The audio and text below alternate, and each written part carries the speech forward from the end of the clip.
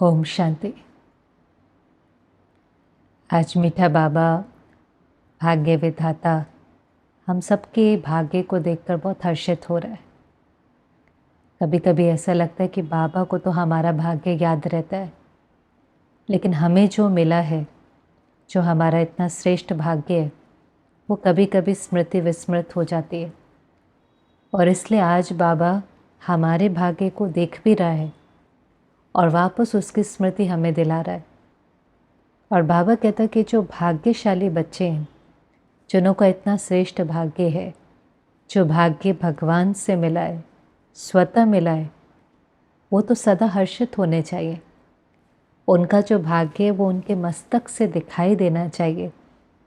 और बाबा पूछ रहा है, इतना जो भाग्य मिला है आपको स्मृति में रहता है? दिमाग में ही सारी लिस्ट रहती है कि उस चीज़ की स्मृति भी रहती है? क्योंकि अगर किसी को अपने भाग्य की स्मृति रहेंगी तो बाबा ने कहा वो नशा, वो खुशी उसके चेहरे और चलन से दिखाई देगी। उसके भाग्य का जो सितारा है वो मस्तक से चमकता हुआ दिखाई देगा। तो वो सारी स्मृति रहती है कि मर्ज हो जाती है। बाबा ने कहा इसको मर्ज नहीं करो, इसको इमर्ज करो। कौन मिला है? आपका तो जन्म ही भाग्य विधाता के द्वारा हुआ है। क्योंकि आप देखो, जब लोग हमें देखते हैं तो उन्हें दो चीज़ें हमारे चेहरे पर दिखाई दे सकती है। उन्हें हमारे चेहरे पर त्याग भी दिखाई दे सकता है। ये छोड़ा, वो छोड़ा, संसार छोड़ा, दुनिया छोड़ी, ये तो बाहर का खाते भी नहीं है, इनका जीवन तो कितना सिंपल है। उनको हो सकता है हमारा त्याग दिखाई दे, पर बाबा कहते हैं उनको त्याग नहीं दिखाई दे, उन्हें हमें प्राप्ति दिखाई दे, भाग्य दिखाई दे। क्योंकि वास्तव में जो हमें मिला है अतीन्द्रिय सुख, उसके कारण इंद्रियों का सुख छूट गया। हमने कोई छोड़ा थोड़ी ना है। सच्चाई भी ये है कि जब हमें सर्व खजानों की प्राप्तियां बाबा से हुई, वही प्यार, वही शक्ति, वही गुण जब हमें बाबा से मिलने लगे तो ऑटोमेटिकली हमारा आकर्षण पुरानी दुनिया की तरफ से खत्म हो गया। देह का आकर्षण, देह की दुनिया, देह के पदार्थ, वैभव, टेम्पररी नाम मान शान, इसकी इच्छा खत्म हो गई। हम में से कोई भी ये समझ करके नहीं छोड़ सकता। लेकिन जब हम भरने लगते हैं, जब हीरे मिलने लगते हैं तो पत्थर कब छूट जाते हैं पता ही नहीं चलता है। तो इसलिए जब भी कोई हमारे चेहरे को देखे, उसको मजबूरी ना दिखाई दे, उसको मौज दिखाई दे, उसको मेहनत नहीं दिखाई दे, उसको मोहब्बत दिखाई दे, उसको त्याग नहीं दिखाई दे, उसको भाग्य दिखाई दे। तो बाबा ने कहा ऐसा चेहरा और चलन आपकी है, आपको याद रहता है। और फिर बाबा ने स्मृति दिलानी शुरू करी कि आपका जन्म स्वयं भगवान के द्वारा हुआ है। भगवान ने ब्रह्मा के द्वारा आपको अडॉप्ट करके शिववंशी, ब्रह्मावंशी, ब्रह्मा कुमार कुमारी बनाया। आप डायरेक्ट रचना हो, और कोई दुनिया में डायरेक्ट रचना नहीं है। कोई दुनिया में ऐसा नहीं है जिसका डायरेक्ट परमात्मा से कनेक्शन हो और सर्व प्राप्तियां डायरेक्ट हो रही हो। तो ये नशा रहता है कि हम वही कल्प पहले वाली ब्राह्मण आत्माएं हैं। और बाबा ने कहा सारी दुनिया में भी चक्कर लगा लो, कोई महात्मा, कोई धर्मात्मा, कोई विद्वान ऐसा नहीं कह सकता कि वो भगवान हमारा बाप भी है, टीचर भी है और सतगुरु भी है। तो ये भी कितने भाग्य की बात है। फादर, टीचर, सतगुरु एक ही, वो भी भगवान। और बाप के रूप में वर्षा मिला, वर्षा भी मिला, पालना भी मिली। टीचर के रूप में पढ़ाई, इतनी ऊंची शिक्षा भी मिली, इतना श्रेष्ठ पद भी मिला। और सतगुरु के रूप में वरदान, वरदानों की खान ही हमको मिली। तो बाबा ने कहा और क्या चाहिए। समझ में आता है बाबा के सामने टीचर्स बैठे हुए हैं। बाबा ने उनको पूछा और कुछ चाहिए? बड़ा सेंटर, अच्छे जिज्ञासु और कभी कभी अव्यक्त मूल्यों में गहरे गहरे राज बाबा ऐसे ही कह देता है, लेकिन वो नोट करने वाली बातें होती हैं। और यहाँ भी बाबा ने बहुत सुंदर बात कही, अगर निर्विघ्न सेवा होगी, निर्विघ्न परिवार होगा तो सेवा स्थान भी अपने आप बढ़ेगा और सेवा साथी भी अपने आप आएंगे। तो ये भी राज है ना। किसी को हम देखते हैं कोई कमी नहीं, सेवा स्थान भी अपने आप बन रहे हैं, सेवाधारी भी आ रहे हैं, साधन भी आ रहे हैं, जो जो चाहिए अपने आप आ रहा है। क्यों? हमें लगता है इनको इतना मिल रहा है, हमें क्यों नहीं मिल रहा? राज बाबा ने बताया, विधि बताई कि निर्विघ्न सेवा होगी, निर्विघ्न परिवार होगा। आपस में मिल करके निर्विघ्न सेवा करेंगे तो सेवाएं अपने आप बढ़ेंगी। हर चीज़ की अगर फाउंडेशन ठीक होती है तो उसके बाद बिल्डिंग तो अपने आप ठीक हो जाती है। जैसे अगर रॉ मटेरियल ठीक है तो फाइनल प्रोडक्ट अपने आप ठीक होगा। ऐसे अगर अंदर की धारणाएं ठीक हैं तो बाहर का रिजल्ट, बाहर की प्राप्तियां अपने आप होंगी।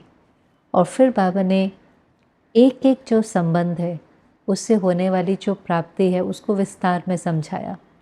सुनते भी जाएं, नशा भी चढ़ाते जाएं, क्योंकि कभी कभी है तो आखिर घोर कलयुग, हमारे लिए तो संगम युग है, लेकिन फिर भी हम 63 जन्मों का हिसाब किताब चुकता कर रहे हैं।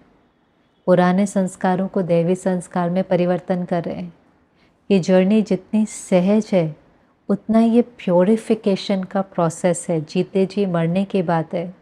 इसलिए कभी कभी हम इतना फंस जाते हैं इसी के अंदर कि हमें भूल ही जाता है कि हमें कौन मिला है। तो वो मौज हमारी कब मेहनत में बदल जाती है हमें पता ही नहीं चलता। हमें यही भूल जाता है कि हमारा साथी कोई साधारण नहीं लेकिन ऑल माइटी अथॉरिटी है। तो सबसे पहले देखो बाबा ने कहा बाप के रूप में क्या मिला। अब बाप माना ही क्या होता है? बाप माना वर्षा, बाबा माना ही प्रॉपर्टी। तो बाप के रूप में बाबा से हमें वर्षा मिला।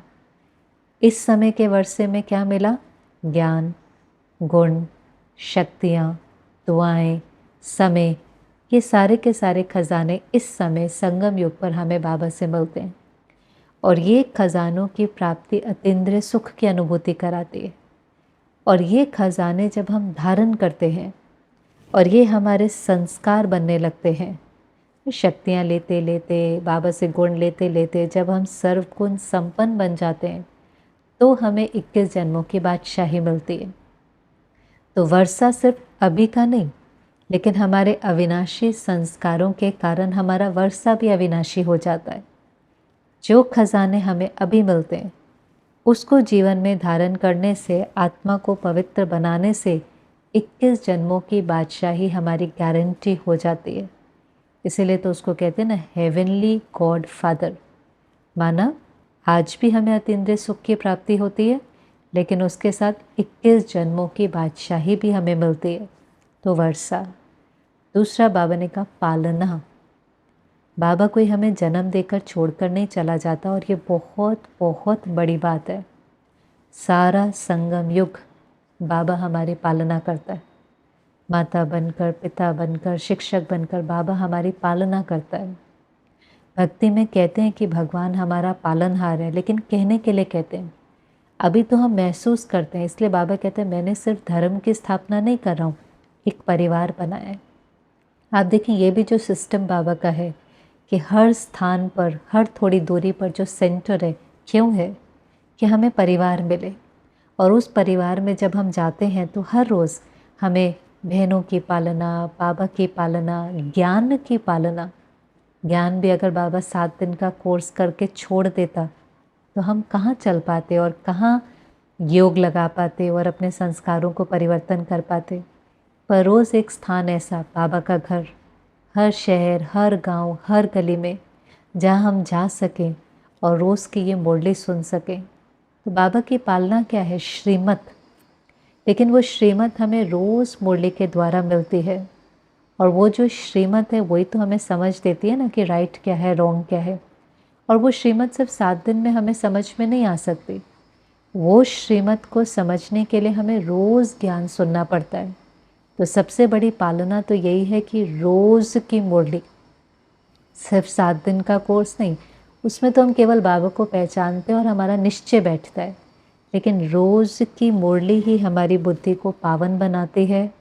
हमारी बुद्धि जितनी डिवाइन होती है तो हम मन के मालिक बनते हैं, और धीरे धीरे संस्कार परिवर्तन होते हैं।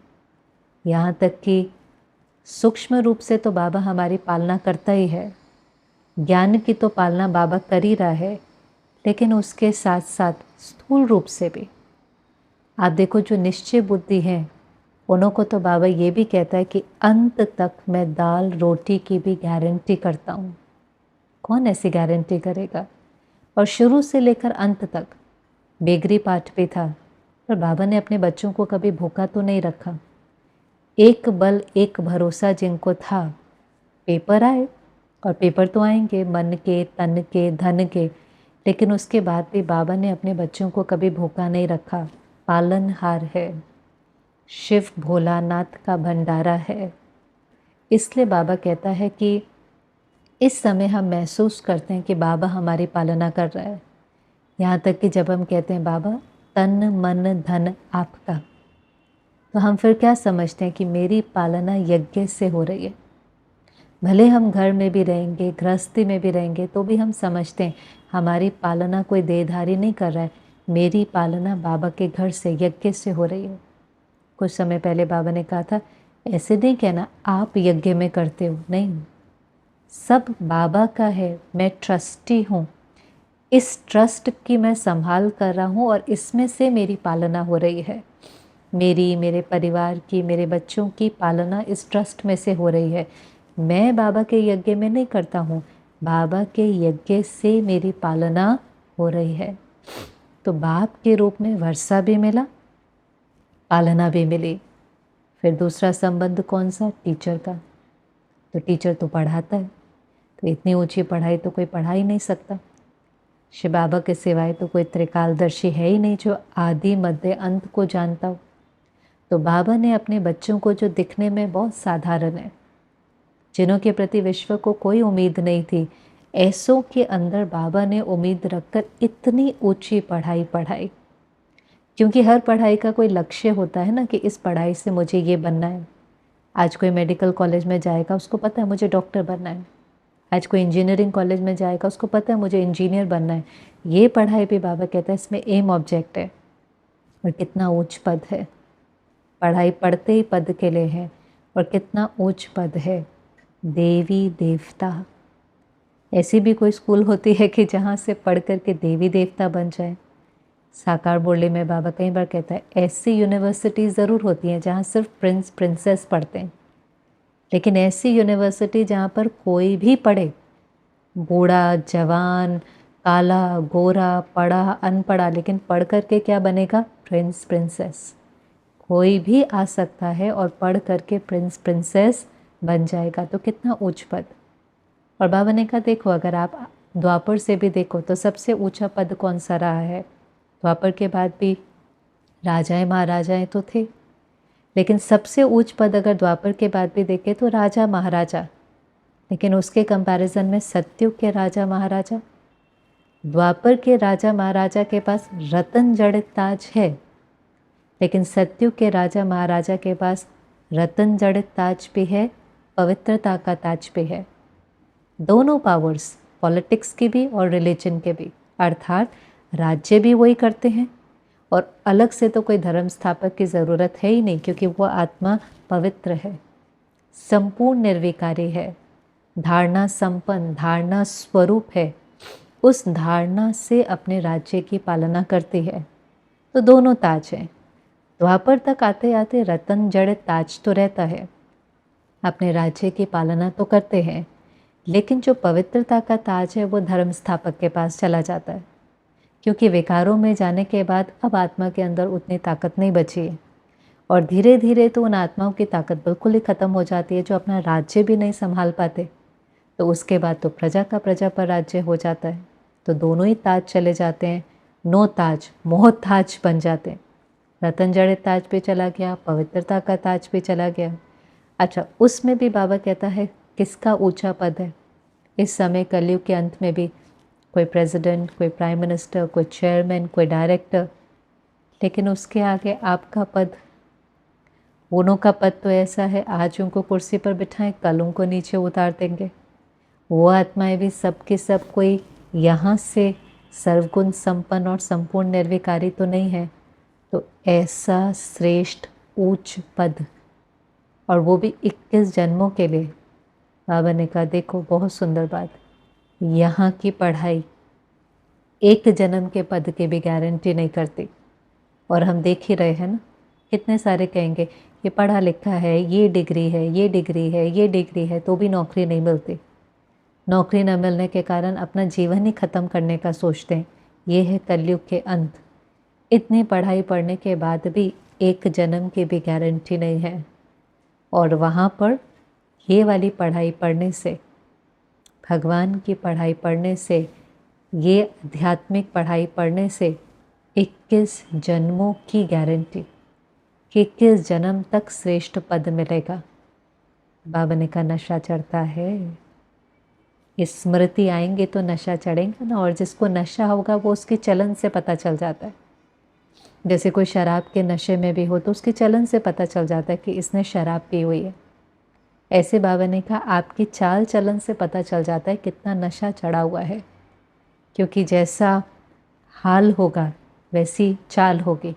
तो चाल से पता चल जाता है इनका हाल कैसा है। चाल से पता चल जाएगा ये उदास हैं, ये बहुत खुश हैं, ये बहुत उमंग में हैं। तो चेहरा और चलन में वो खुशी दिखाई देती है, क्योंकि बाबा ने कहा आप साधारण नहीं हो, आप बहुत महान हो। इसलिए चलन भी साधारण नहीं होनी चाहिए। आज तक भी आपके देवी देवताओं के सामने जब लोग जाते हैं, जड़ चित्रों के सामने, देवी देवताओं के जड़ चित्रों के सामने भी जब मंदिर में जाते हैं तो उनका सिर झुक जाता है। वो कुछ पलों के लिए भी सुख की अनुभूति करते हैं। यहाँ तक कि बनावटी भी देवी देवताएं होंगे।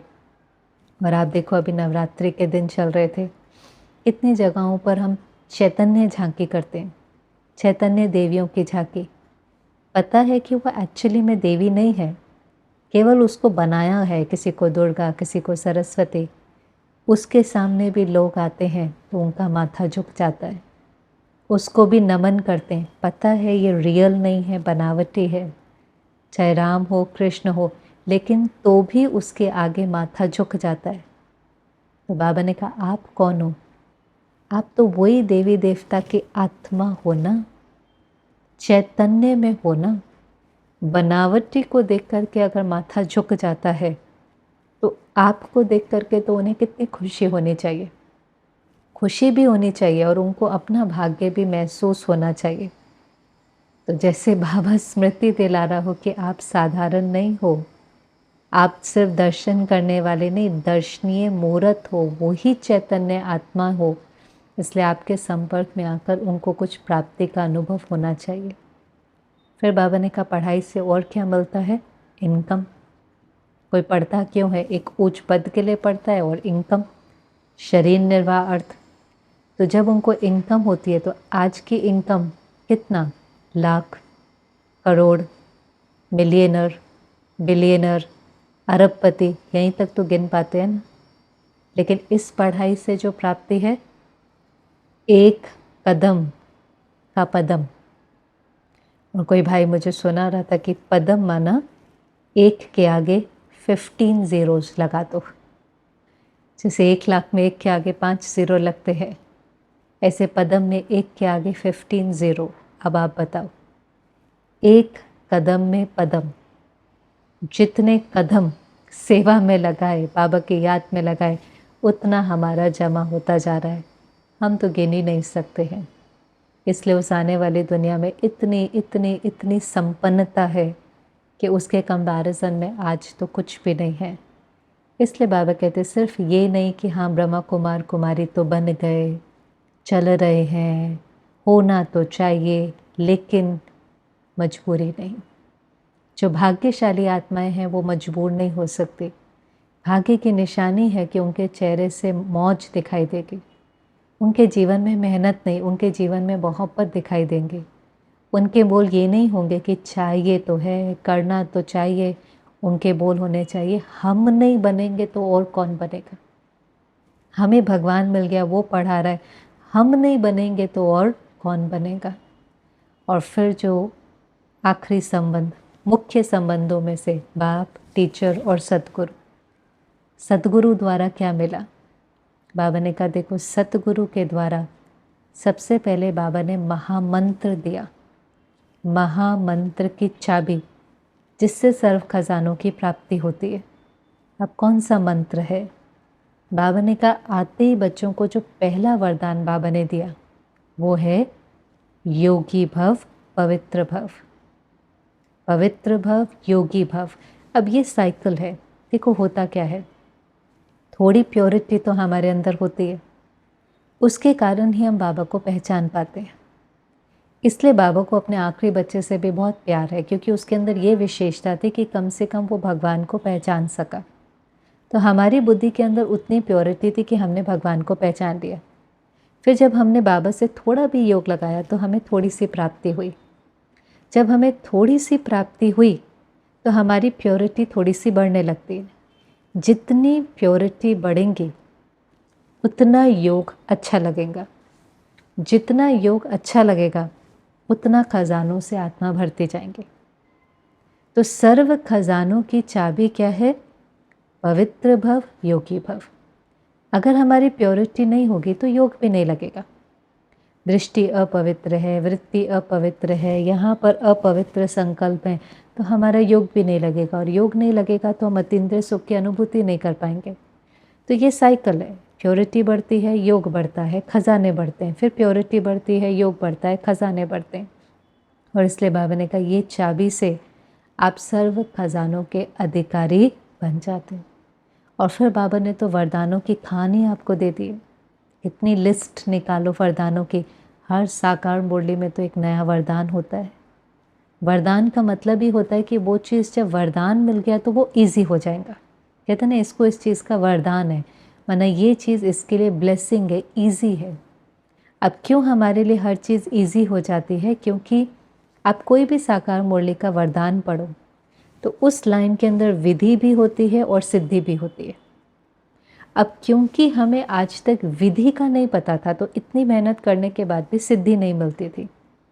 अब बाबा ने हमें विधि बता दी है। जब विधि पता होती है तो किसी भी चीज़ में समय बहुत कम लगता है, मेहनत भी कम होती है, थकावट भी कम होती है, लेकिन प्राप्ति बहुत ज़्यादा होती है। जैसे आप देखो वो जादूगर होता है तो हमें लगता है कैसे जादू कर रहा है, हमें एक बार देखने में लगता है बहुत मेहनत है, हम कहते हैं हाथ की सफाई है।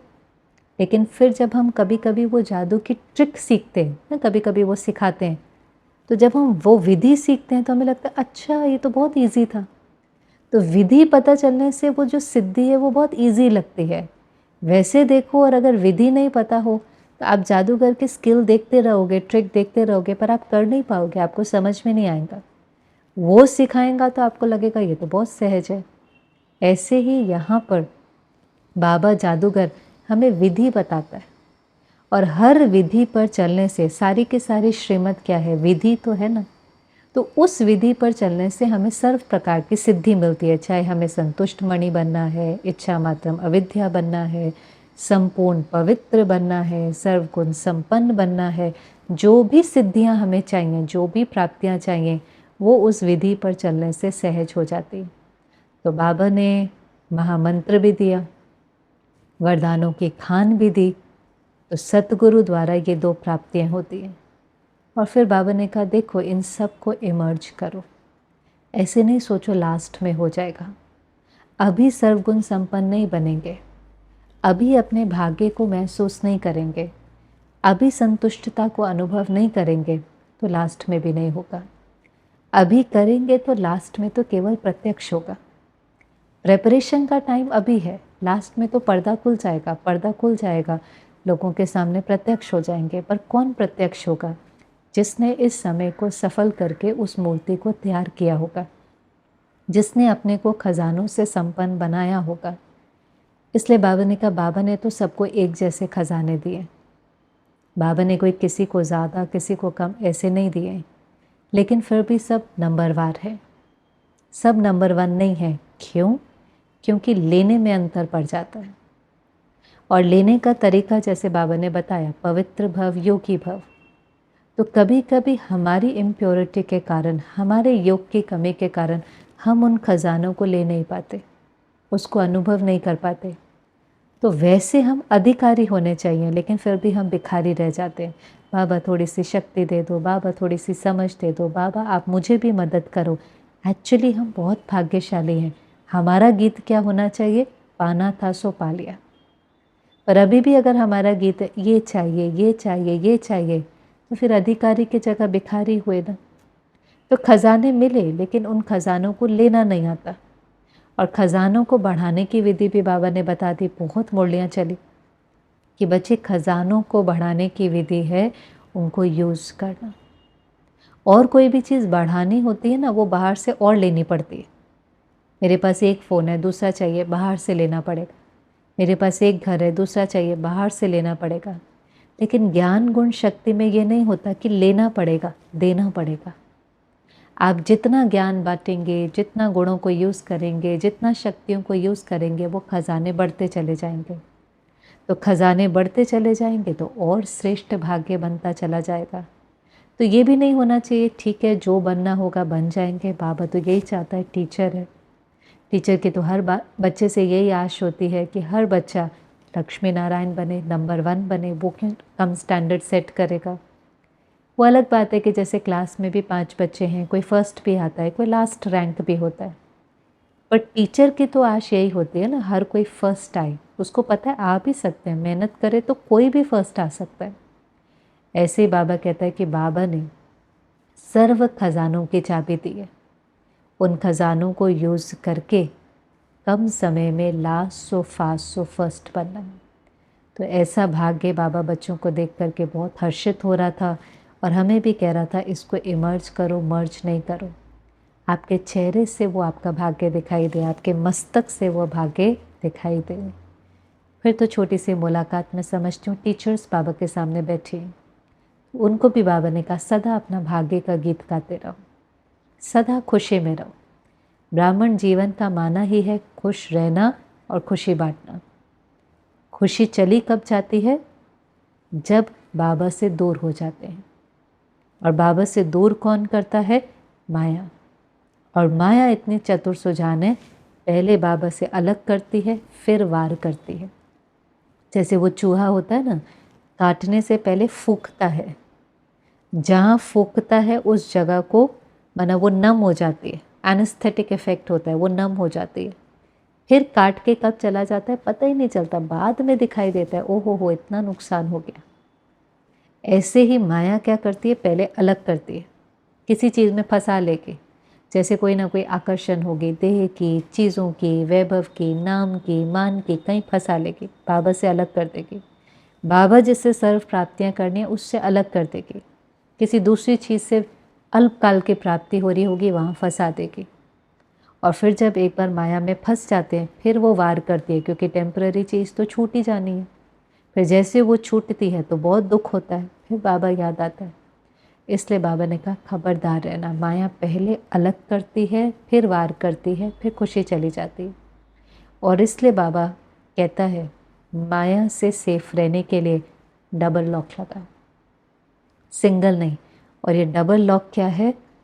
शक्तिशाली याद और निस्वार्थ सेवा।